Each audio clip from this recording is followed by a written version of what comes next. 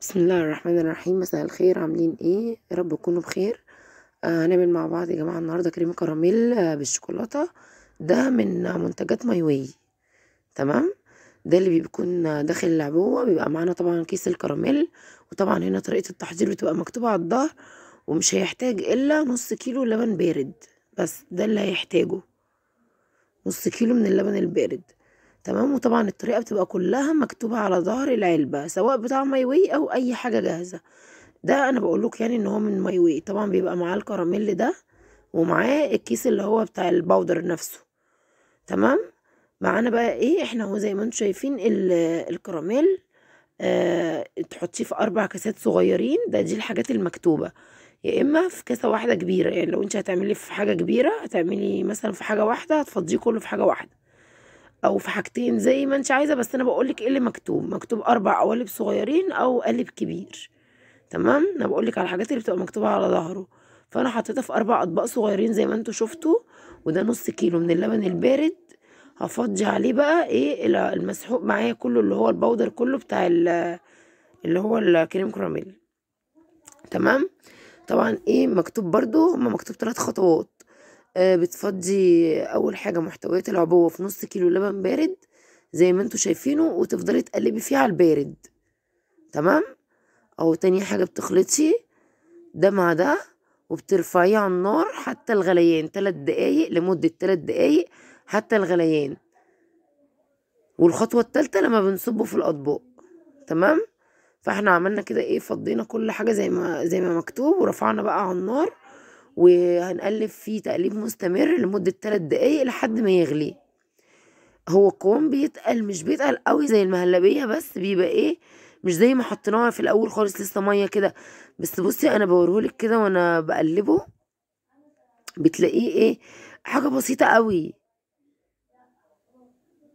تمام. يعني بتلاقيه كده ايه، تقليب مستمر، بيقولك تقليب مستمر لمدة 3 دقايق لحد ما يغلي.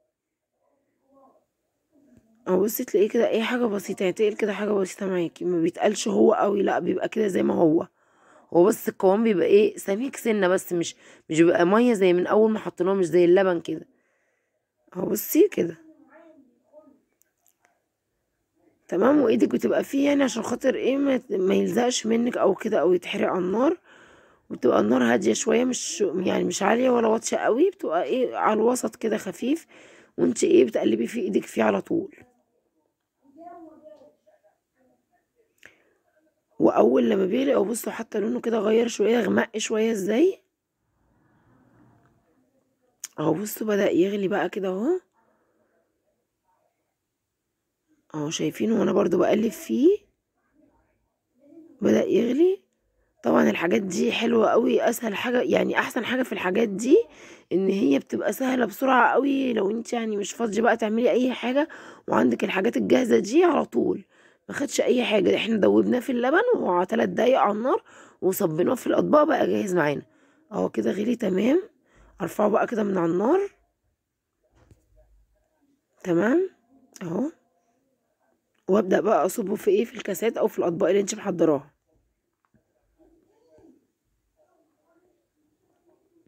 اهو تصبيه كده على الكراميل. وبنسيبه طبعا يبرد لحد لما يتماسك خالص ويبرد. وبعدين نرجع ايه نقدمه. طبعا تحطيه بعد كده ايه في التلاجة. تمام. وتقدميه بعد كده بقى بارد. المهم ان هو يبرد، يعني فاهماني، حتى لو مش في التلاجة عشان احنا في الشتاء طبعا، وهو اصلا الجو تلج لوحده.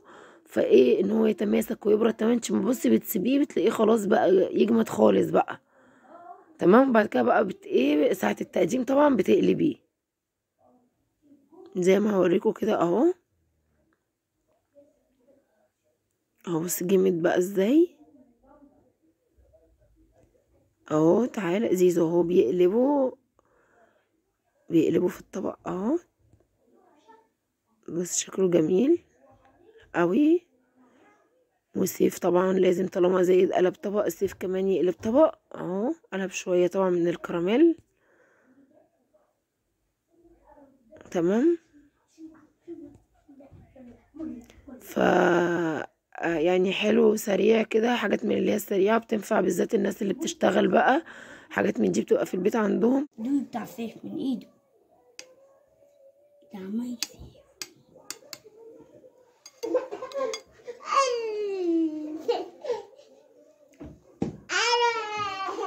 طعمه جميل وفي منتهى الجمال يا جماعة، منتهى الجمال. انا دقته قدامكم عشان اعرفكم، وفعلا بأمانة لو ما كانش طعمه حلو كنت هقول لكم والله، لكن طعمه جميل والله. تمام، يلا باي باي، اشوفكم في فيديو جديد ان شاء الله. باي باي باي باي باي باي باي. يلا باي باي قولي ماما باي. يلا قول لها باي باي باي. قول لها باي باي.